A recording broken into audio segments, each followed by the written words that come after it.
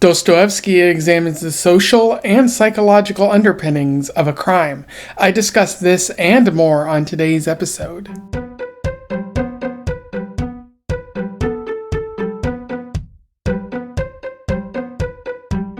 Welcome back to Around the Weird, a booktube channel where I talk about all the unusual and out of the ordinary literature that I have found in my travels.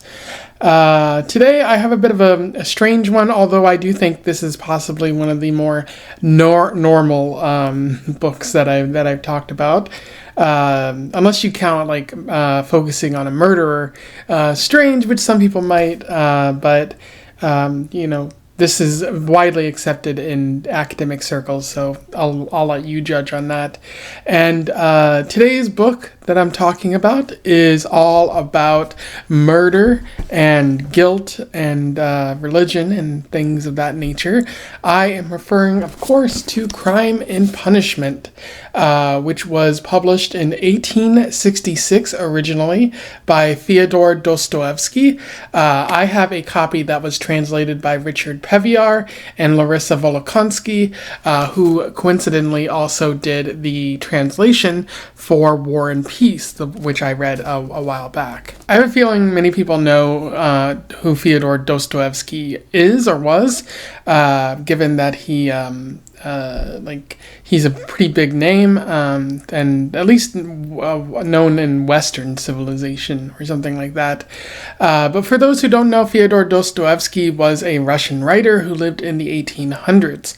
He was known for writing about intense individual sort of experiences, as well as the stories that focused on the experience of Russians, and really just sort of highlighting what was going on in Russia around the 1860s, around the time that he was writing.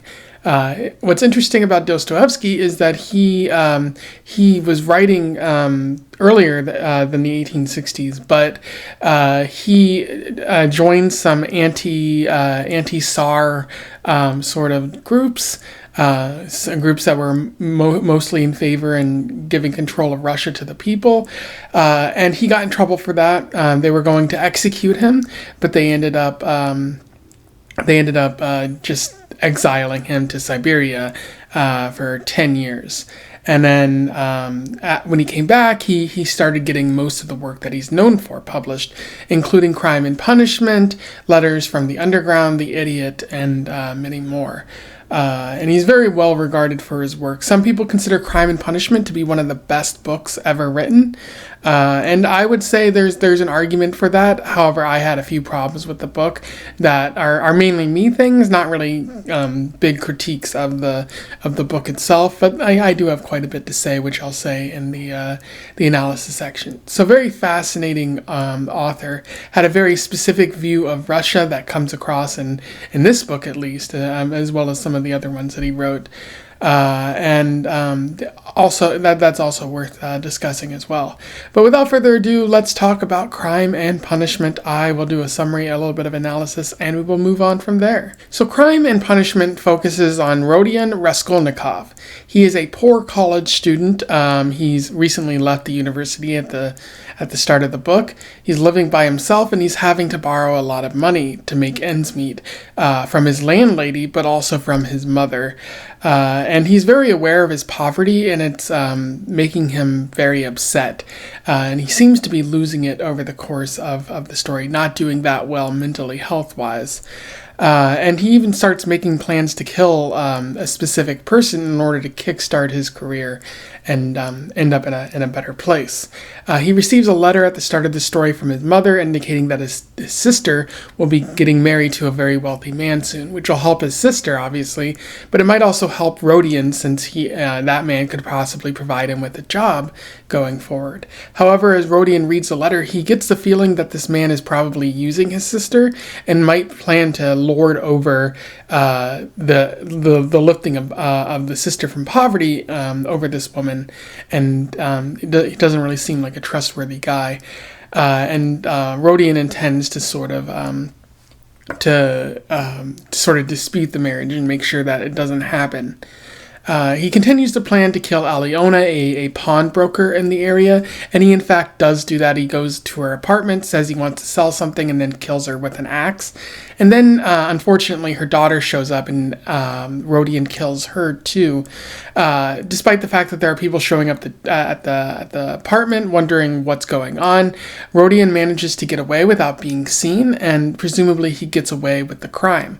However, he starts dealing with a fever, which might be psychosomatic. He's called to the police station and he thinks it's about the crime, but it's actually because his landlady is suing him and wants the money that he's been borrowing from her. And while he's there, he overhears them talking about the crime. He faints, and they start asking him questions, kind of drawing suspicion to him, which continues throughout the story, but they don't hold him for the crime. His fever intensifies and he's not doing too well, going through a delirium. He begins sort of hinting at the crime that took place to the people around him, and many people view him as a madman. Or again, like they're starting to suspect him of actually doing the murder in the first place. He gets into an argument with Luzin, who is a man that his sister wants to marry.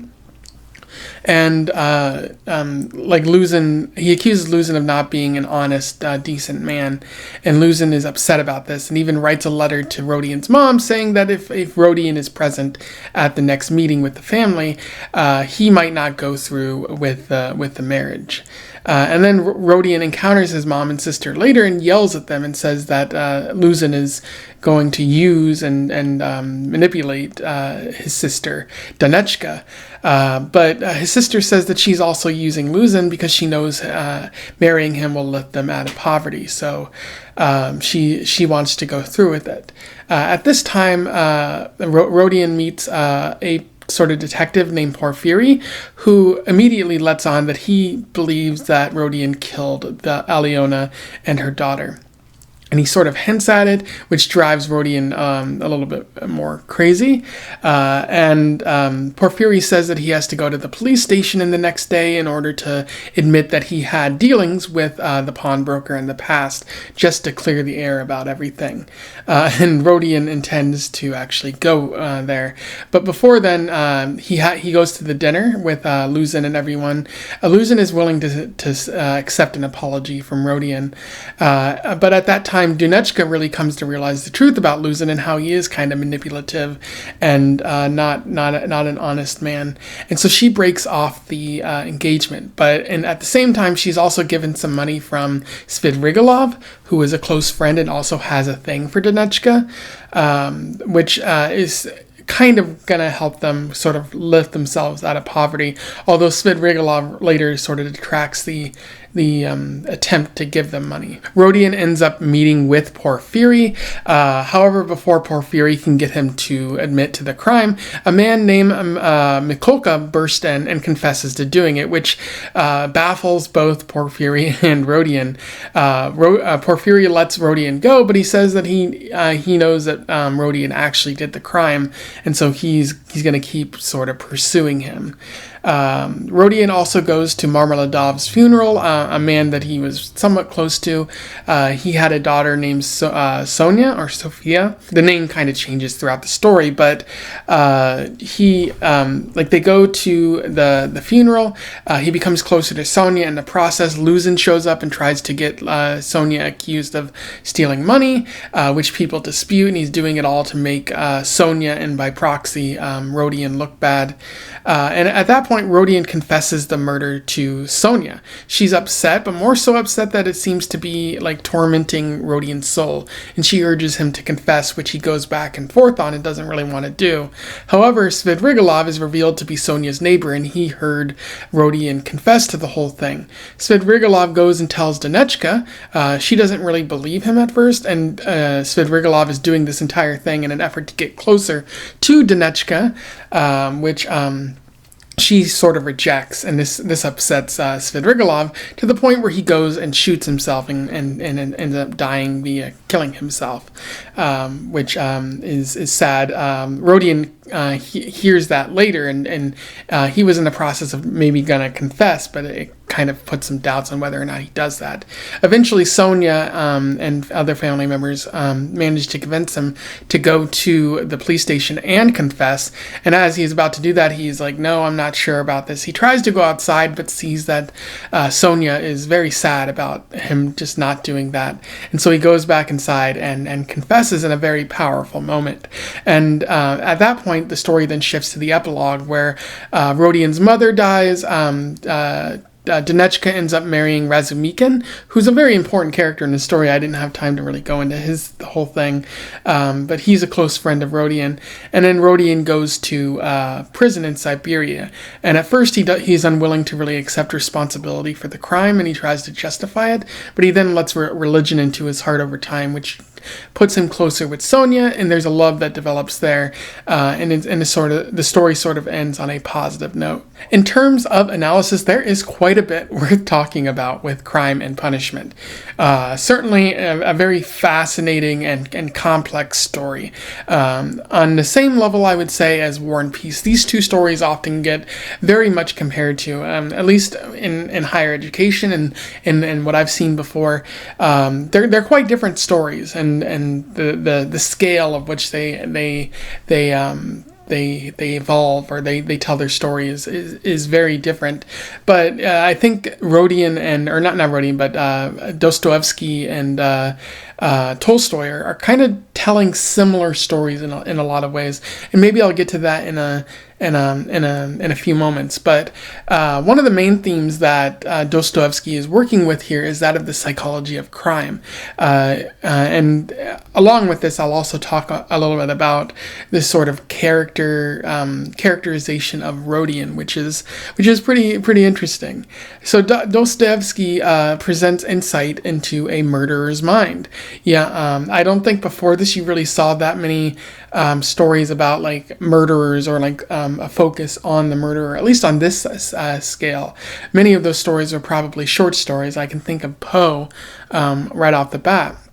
But there are probably a few other stories that go as in-depth into someone who's committed a crime of this nature. And in showing us this sort of perspective on Rodion, you see his sort of justification of the crime. He wrote a paper, which I'll get into a little bit more, but he wrote a paper months previously where he said that some people were truly great in society, and those people were allowed to do crimes, and later there would be a justification because it helped build them up and allowed them to do great things for their nation or for mankind in general. He frequently cites Napoleon in this story. Again, like that was what Tolstoy also talked about.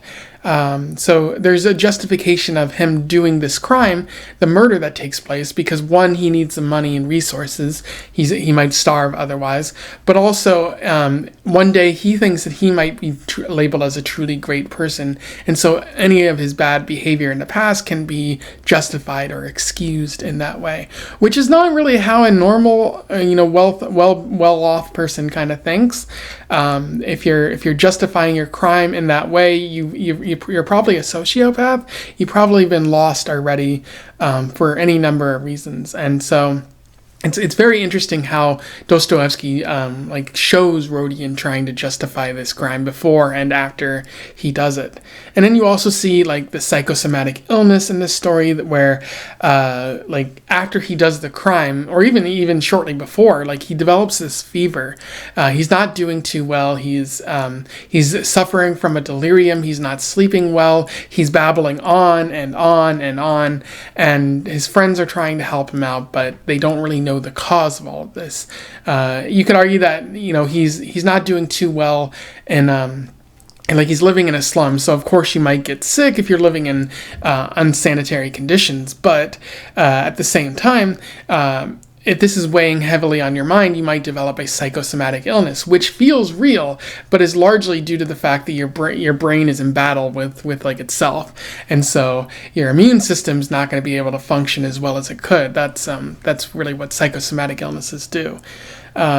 which is fascinating, the consistency and how it develops over the course of the story, and especially how Rodion and many of his colleagues become increasingly incoherent over the course of the story, or over the course of the story, with Rodion sort of like going back and forth with himself, contradicting himself, arguing with himself, not really doing too well, like being very sympathetic towards Sonya in one instance and then being ice cold to her in the next.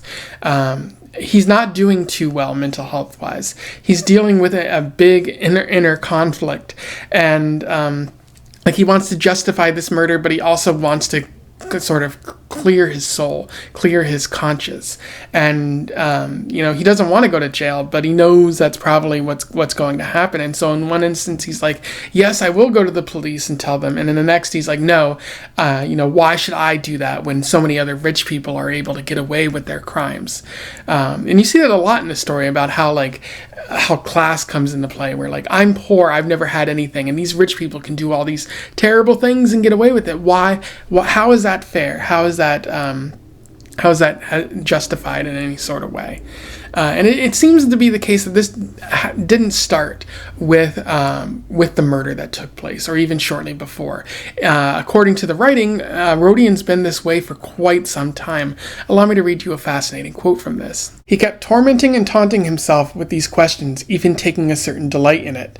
None of the questions was new or sudden, however, they were all old, sore, long-standing. They had begun torturing him long ago and had worn out his heart.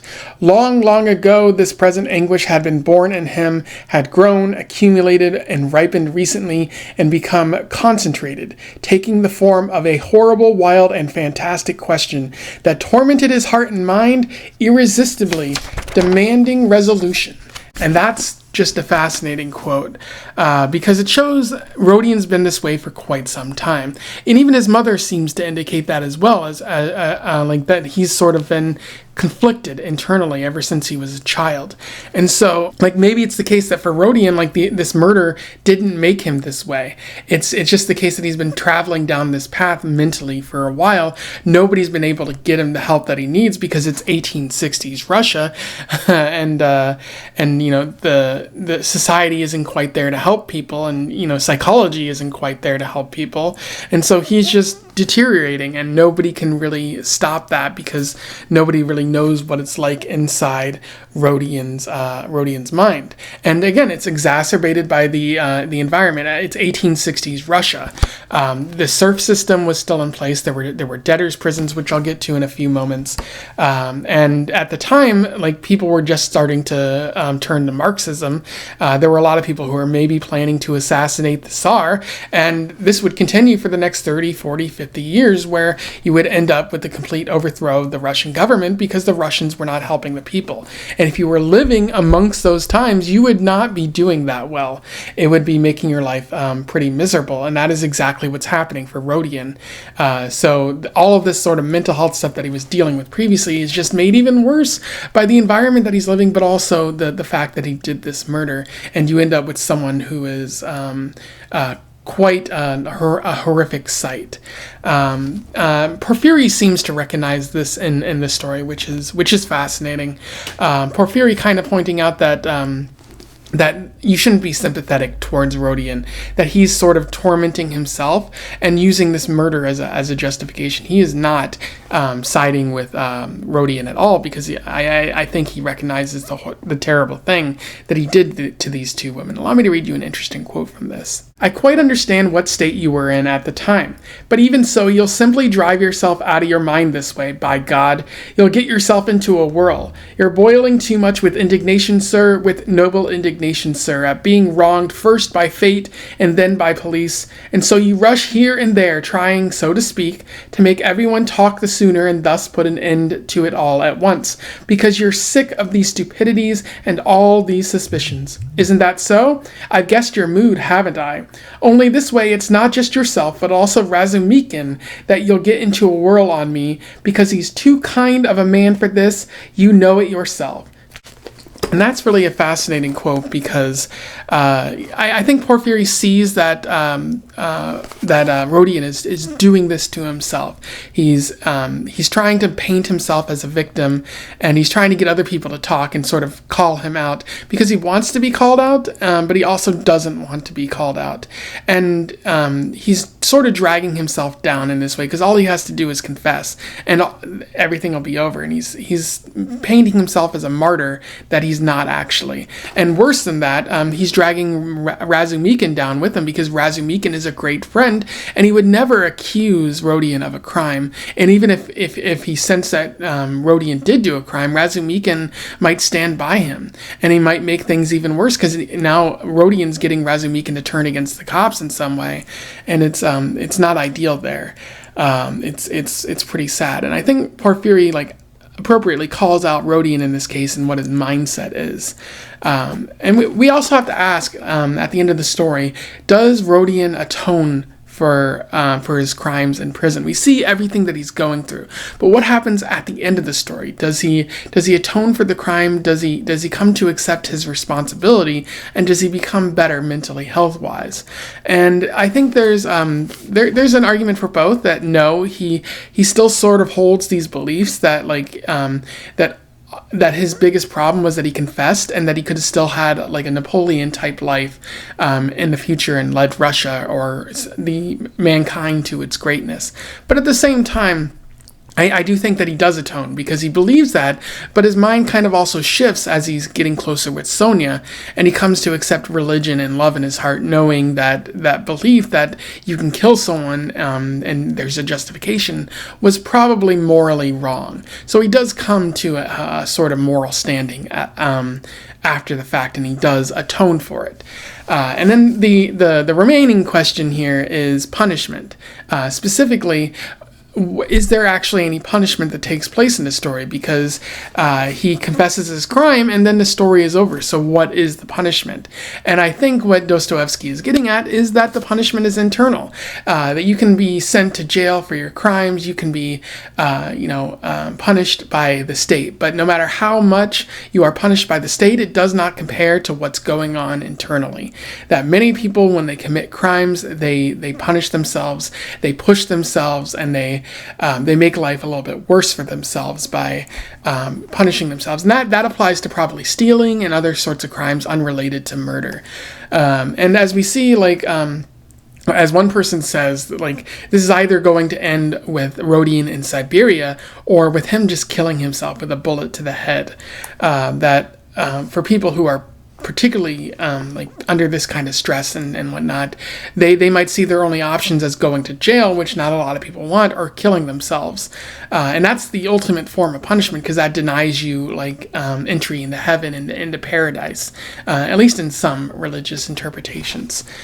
So very fascinating how Dostoevsky uses punishment in a different sense than usual, because some people might think it's referring to the police, to jail, but I think here it means more the internal sort of self-flagellation that you see Rodion experiencing. Dostoevsky also talks about class and environment, which I've been alluding to here. Dostoevsky examines how Rodion could have reached this point in the first place. Obviously, his internal state matters, but there's also the external environment. There's there's what's going on in Russia. There's the existence of debtor's prison, which has since been outlawed in many places. But the fact that you can go to prison because you didn't have a lot of money, that you had to borrow money, that's not good. It's punishing the poor for being poor, and then those people would be used as a sort of slave labor. Even wealthy people seem to be getting away with terrible crimes, because Luzin in the story, he has money and he tries to use that money to make or to exploit a poor woman like Donechka, but he also tries to use it to make Sonya look bad in the story, depositing money into her pocket without her knowing and then saying she stole it from him. And everyone sees him do that, but in most cases the law would probably be on Luzin's side, and so the courts and everything kind of favor people like Luzin, even though they might be terrible human beings. And Rodion even also highlights this when he writes a paper and gets it published, suggesting that for some people, society allows magnificent people to get away with crimes because they push humanity in a positive direction, although I wouldn't always say positive.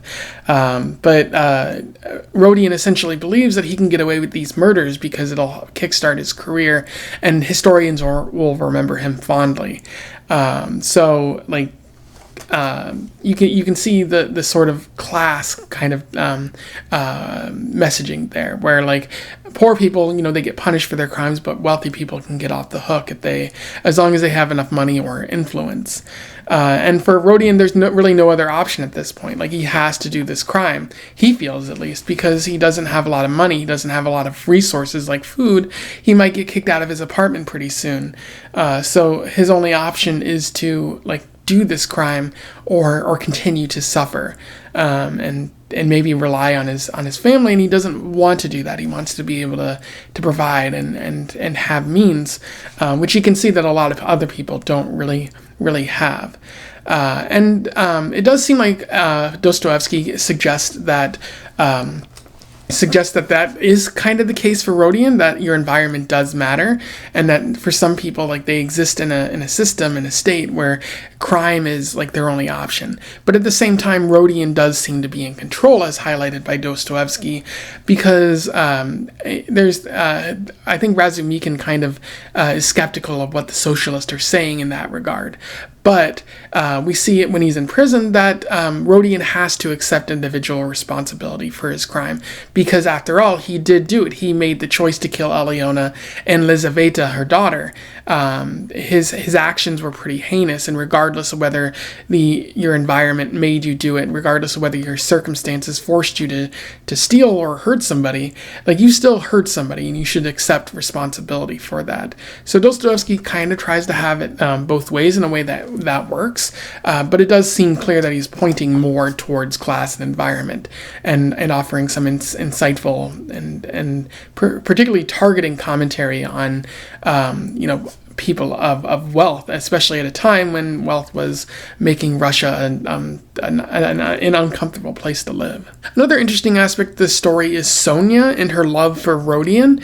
I don't think Sonya is that great of a character. Her characterization isn't magnificent, but it is pretty solid, especially how you see her love for Rodion.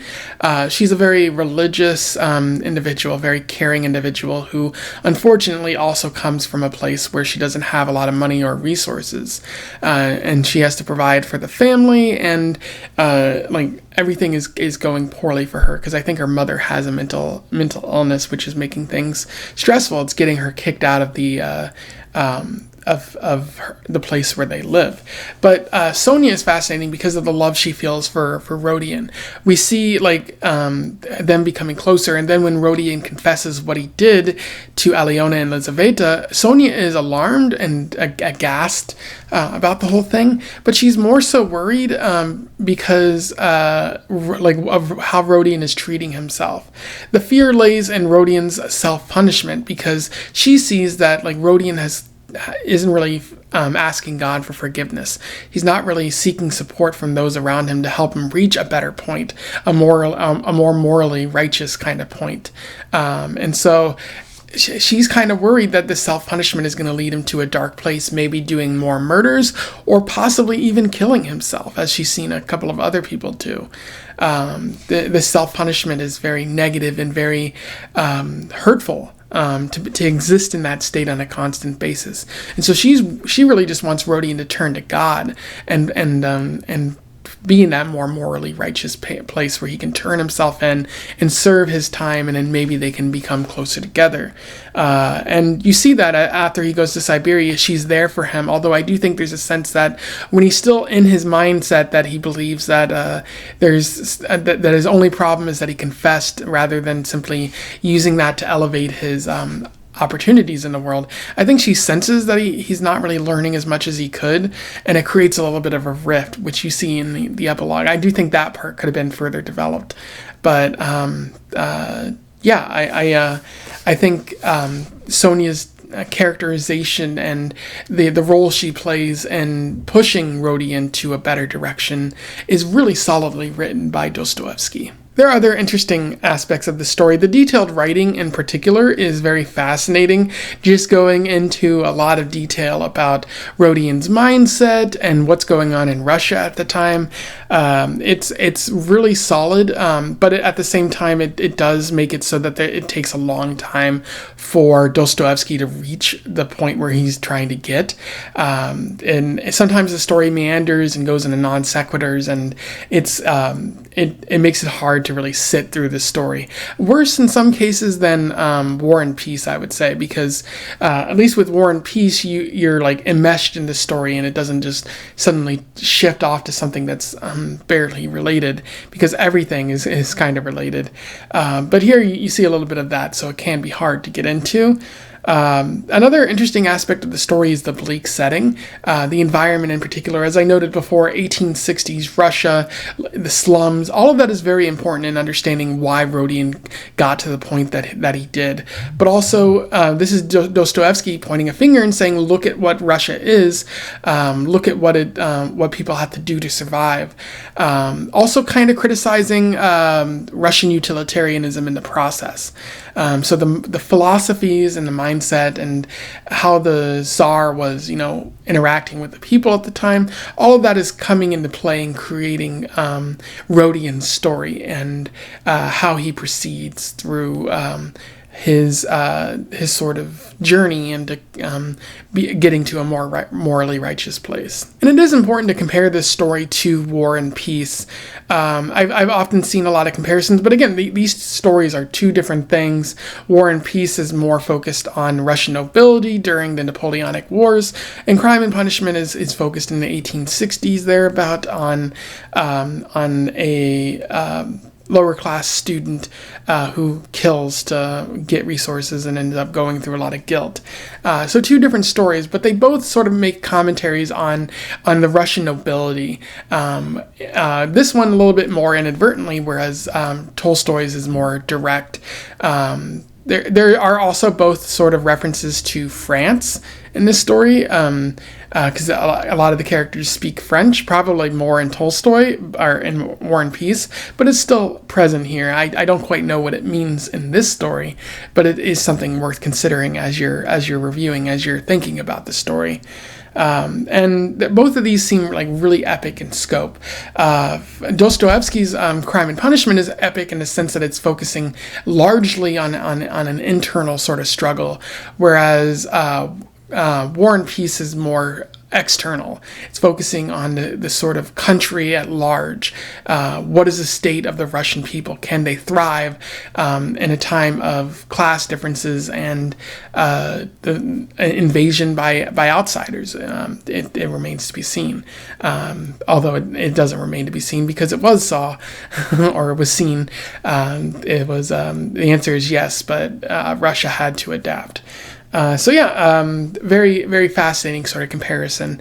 And I feel like you could spend all day sort of analyzing both stories and comparing and contrasting, but I don't really have that much time there. And just one other issue that I have with this story is it does seem too reliant on religion, especially because Sonya is arguing that Rodion needs to turn to God, and a couple of characters argue that he needs to turn to God.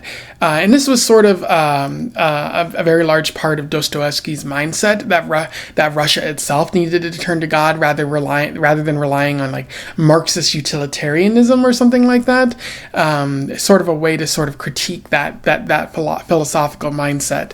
His ultimate argument, Dostoevsky, was that it's not that the monarchy needed to go, it's not that Tsar Alexander needed to go, rather it's that the Tsar needed to form a contract with the people, and the elites needed to rule Russian society and largely focus on the Christian religion, because that is how, like, if you have a country of Christians, then everyone's going to be doing pretty well, which isn't necessary. I don't agree with that, but that's another argument entirely. I think he needs that religion in order to sort of dispute a lot of things in this story. But in that way, the story becomes too reliant on religion, because you don't necessarily need God or Christianity to have a come to Jesus moment, or to find your sense of morality after being lost for so long.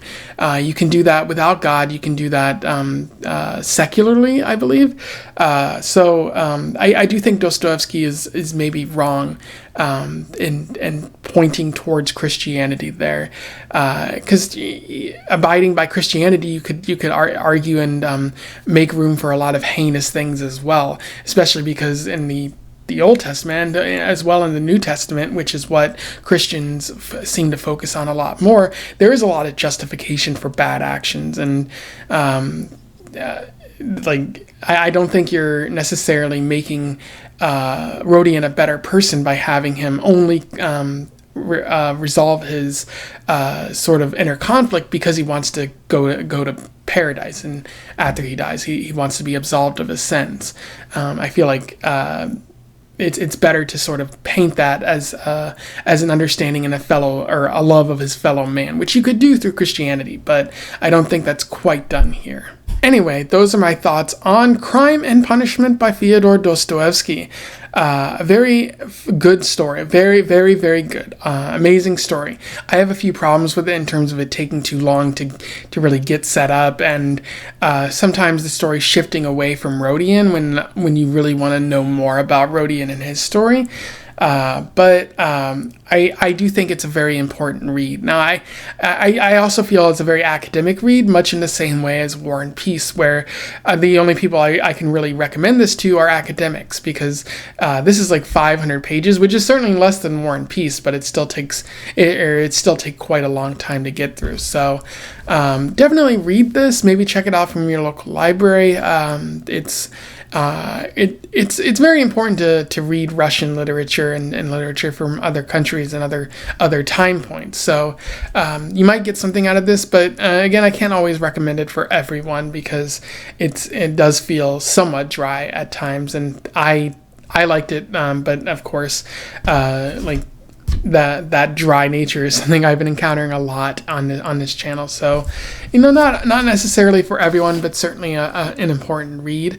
If you have anything to say, let me know in the comments below. Would love to hear from you and have a discussion. Otherwise, don't forget to like, share, and subscribe so that more people can find out about this book or Dostoevsky if they don't happen to know about either of those things. And until then, I wish you the best of luck in your weird and crime-ridden travels. Farewell.